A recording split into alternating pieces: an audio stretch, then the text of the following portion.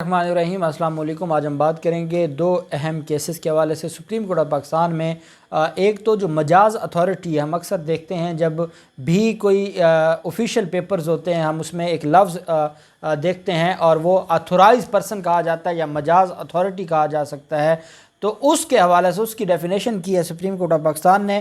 اور یہ جو آفیشیل ڈیوٹیز ہیں اور جو ذمہ داریاں ہیں سرکاری عہدیداران کی اور سرکاری افسران کی، اس کے حوالے سے یہ ایک اہم ججمنٹ ہے جو میں آپ کے ساتھ شیئر کروں گا۔ اور ساتھ ہم بات کریں گے سپریم کورٹ آف پاکستان میں مزدور کی کم از کم اجرت کے حوالے سے اہم کیس کی سماعت ہوئی ہے۔ یہ معاملہ کچھ اس طرح سے ہے کہ سندھ ہائی کورٹ میں یہ معاملہ گیا تھا اور ایک قانون پاس کیا، اور یہ قانون پاس کیا سندھ حکومت نے اور کیبنٹ نے، جس میں جو مزدور ہے اس کی جو کم از کم مزدوری ہے اس کو 25,000 مقرر کیا گیا تھا۔ اور اس کے خلاف جو مختلف آرگنائزیشنز ہیں جو انڈسٹریوں سے اور انڈسٹری اور مل مالکان ہیں، انہوں نے اس کو چیلنج کیا تھا سندھ ہائی کورٹ میں۔ سندھ ہائی کورٹ نے جو اس فیصلے کو برقرار رکھا تھا، سندھ حکومت کے فیصلے کو برقرار رکھا تھا اور 25,000 کم سے کم جو اجرت ہے وہ برقرار رکھی تھی۔ سپریم کورٹ میں اس کو چیلنج کیا گیا تھا۔ سندھ میں ویج بورڈ کی تجویز کردہ کم سے کم اجرت 19,000 روپے ادا کرنے کا حکم دیا۔ سپریم کورٹ نے حکم دیا کہ سندھ میں انڈسٹریل اور کمرشل ملازمین کو 19,000 کم سے کم اجرت ادا کی جائے۔ 2 ماہ میں ویج بورڈ اور سندھ حکومت اتفاق رائے سے کم اجرت مقرر کریں۔ عدالت نے بین الصوبائی آرگنائزیشن کی درخواست کو کیس سے الگ کر دیا۔ عدالت نے ریمارکس دیتے ہوئے کہا کہ وفاقی حکومت کے قانون کے صوبائی صنعتوں پر اطلاق کا الگ سے جائزہ لیں گے۔ جسٹس منصور علی شاہ صاحب نے ریمارکس دیتے ہوئے کہا کہ وفاق کی کم سے کم مقرر کردہ اجرت کتنی ہے؟ وکیل انڈسٹریز نے عدالت میں کہا کہ جو وفاق کی کم سے کم اجرت 20,000 روپے ہے۔ جسٹس منصور علی شاہ صاحب نے استفسار کیا کہ سندھ میں کم سے کم اجرت کیسے بڑھائی گئی؟ وکیل نے کہا کہ سندھ میں صوبائی کابینہ نے کم سے کم اجرت کے حوالے سے اس کی منظوری دی۔ جسٹس عمر عطا بندیال صاحب نے استفسار کیا کہ سرکار کا کم سے کم اجرت مقرر کرنے میں کیا اختیار ہے؟ اگر سندھ حکومت اور ویج بورڈ میں اتفاق رائے نہیں ہوتا تو کیا یہ معاملہ لٹک جائے گا؟ ملک میں 20,000 کم سے کم اجرت مقرر ہوئی اور سندھ ویج بورڈ نے 19,000 کی سفارش کی، اور عدالت نے کہا کہ جو انڈسٹریز کے وکلا ہیں وہ اور حکومت بیٹھ جائے اور اس معاملے کو ڈسکس کرے اور اس معاملے کو منطقی انجام تک پہنچایا جائے۔ اور جو یہ ہے 25,000 کا وہ درست نہیں ہے، اور 19,000 روپے کم از کم اجرت سپریم کورٹ نے مقرر کرتے ہوئے 2 ماہ کے اندر اندر اس معاملے کو حل کرنے کا فیصلہ سنایا۔ اور سپریم کورٹ نے کہا ہے کہ آپ دیکھیں، آپس میں بیٹھیں، بات چیت کریں اور 2 ماہ کے اندر اندر عدالت میں رپورٹ پیش کریں کہ آپ نے اس معاملے میں کیا کیا ہے اور آپ اس معاملے کو کہاں لے کر جانا چاہتے ہیں، اور آیا آپ اس معاملے میں آپس میں کو آپ کی سیٹلمنٹ ہو سکتی ہے؟ نہیں ہوتی تو جو وفاق کا ریٹ ہے کم از کم اجرت کا، پھر اسی کو چلنے دیجیے۔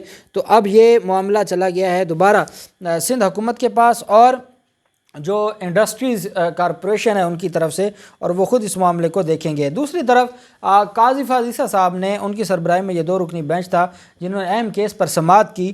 سپریم کورٹ کا مجاز اتھارٹی کی اصطلاح کے استعمال سے گریز کرنے کا حکم جاری کر دیا۔ سپریم کورٹ نے کہا کہ سرکاری نوٹیفیکیشنز اور یادداشتوں میں مجاز اتھارٹی جیسی مبہم اور غیر واضح اصطلاح استعمال کرنے کے بجائے متعلقہ افسر کی شناخت ظاہر کی جائے۔ جب کہا جاتا ہے کہ مجاز اتھارٹی نے یہ کیا تو یہ نہ لکھا جائے کہ مجاز اتھارٹی، بلکہ اس کا نام لکھا جائے کہ کون ہے یہ آرڈر پاس کرنے والا، یہ نوٹیفیکیشن جاری کرنے والا، تاکہ ایمبیگوٹی بھی ختم ہو اور اس کا نام بھی سامنے آئے۔ جسٹس قاضی فاضل صاحب نے اپنے تحریر کردہ فیصلے میں کہا کہ مجاز اتھارٹی کی اصطلاح استعمال کرنا بے معنی ہے اور اس سے کئی ایسے مسائل پیدا ہوتے ہیں جن سے بچا جا سکتا ہے اور غیر ضروری وقت اور عوامی وسائل خرچ ہوتے ہیں۔ ان کا کہنا تھا کہ افسران کی شناخت، ان کا نام اور عہدہ ظاہر نہ کرنا عوامی پالیسی اور مفاد کے بھی خلاف ہے، کیونکہ اس سے غیر قانونی کام کرنے والے افراد کو سہولت اور تحفظ ملتا ہے۔ جسٹس قاضی فائز عیسیٰ اور جسٹس امین الحق پر مشتمل سپریم کورٹ کے 2 رکنی بینچ نے یہ حکم جاری کیا کہ وفاقی اور صوبائی حکومتیں اور جو سپریم کورٹ ہے، ہائی کورٹ کے رجسٹرار اور ڈسٹرکٹ اینڈ سیشن عدالتیں احکامات اور ہدایات جاری کریں کہ وہ اور ان کے ذیلی ادارے ہیں، نیم حکومتی محکمے اور خود مختار محکمے، جب بھی کوئی نوٹیفیکیشن، حکم نامہ، سرکاری دستاویز پر ہدایات خط و کتابت کی کارروائی یا اس میں کوئی ایسا کام کرتے ہیں تو وہ اس میں جو وہ جاری کرنے والے اس افسر کو عہدہ اور نام ظاہر کریں، اور صرف یہ لکھنا مجاز اتھارٹی یہ نہ لکھا جائے بلکہ اس کا نام اور عہدہ بھی ظاہر کرنا ضروری ہوگا۔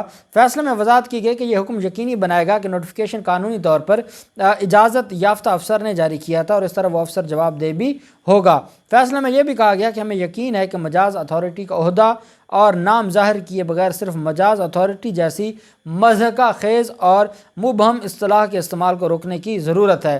عدالت عظمیٰ نے حکم دیا کہ سیکرٹری اسٹیبلشمنٹ ڈویژن، صوبائی چیف سیکرٹریز، وفاقی دارالحکومت اسلام آباد کے سربراہ، سپریم کورٹ اور ہائی کورٹس کے رجسٹرار کو فیصلے کی نقول بھیجی جائیں اور ہدایت کی جائے کہ وہ مطلوبہ احکامات جاری کریں اور مطلوبہ احکامات کو اپنے گزٹس میں بھی شائع کریں۔ فیصلے میں کہا گیا کہ حکم پر تعمیلی رپورٹ 1 مارچ تک اس سے قبل چیمبر میں جمع کرائی جائے، اور یہ کس کے چیمبر میں؟ قاضی فیض عیسیٰ صاحب نے کہا ہے پہلے آرڈر ہوتا ہے، جب بھی ہم دیکھتے ہیں اکثر سپریم کورٹ آف پاکستان میں کہ کوئی رپورٹ طلب کی جاتی ہے تو اس میں کہا جاتا ہے کہ جو رپورٹ ہے وہ رجسٹرار کے عدالت عظمیٰ کو جمع کروائی جائے، رجسٹرار سپریم کورٹ کو جمع کروائی جائے۔ کوئی ہائی کورٹ کا جج ہو تو وہ یہ کہتا ہے کہ رجسٹرار ہائی کورٹ کو جمع کروائی جائے، لیکن جو آنریبل چیف جسٹس ہیں، آنریبل جسٹس قاضی فیض عیسیٰ صاحب، انہوں نے کہا کہ جو رپورٹ ہے وہ اس 11 مارچ یا اس سے پہلے 1 مارچ یا اس سے پہلے چیمبر میں جمع کروائی جائے۔ جسٹس قاضی فیض عیسیٰ صاحب نے ریمارکس دیے کہ درست، واضح اور غیر مبہم الفاظ کا استعمال کئی تنازعات سے بچنے میں مدد دے گا۔ یہ فیصلہ 15 مارچ 2019 کے سندھ سروس ٹرائبونل کے فیصلے کے خلاف appeal per supreme court of Pakistan کے سامنے آیا۔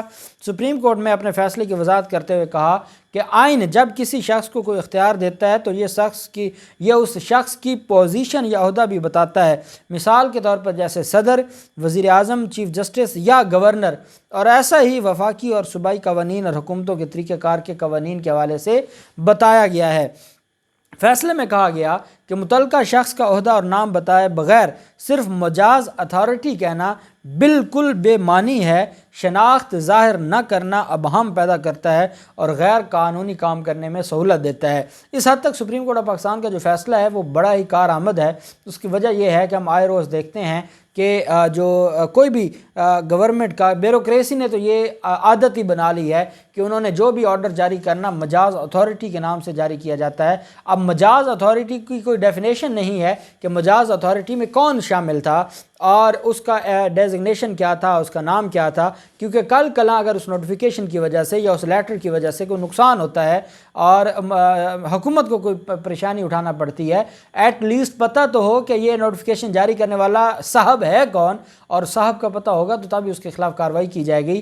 یہی وجہ ہے کہ آنریبل سپریم کورٹ نے یہ کہا ہے کہ جو اصطلاح ہے مجاز اتھارٹی کی اس کو کم سے کم کیا جائے، اور ان معاملات میں جو اس افسر کا اور اس کا عہدہ ہر حال میں لکھا ہونا ضروری ہے، اور ان احکامات کو نیچے ہر سطح پر پہنچانے کا حکم جاری کر دیا، اور اس کی رپورٹ بھی 1 مارچ سے پہلے چیمبر میں منگوا لی ہے۔ دیکھتے ہیں کیا ہوتا ہے، جو بھی تفصیلات ہوں گی آپ کے ساتھ شیئر کرتے رہیں گے۔ اللہ پاک پاکستان کامیاب و ناصر ہو۔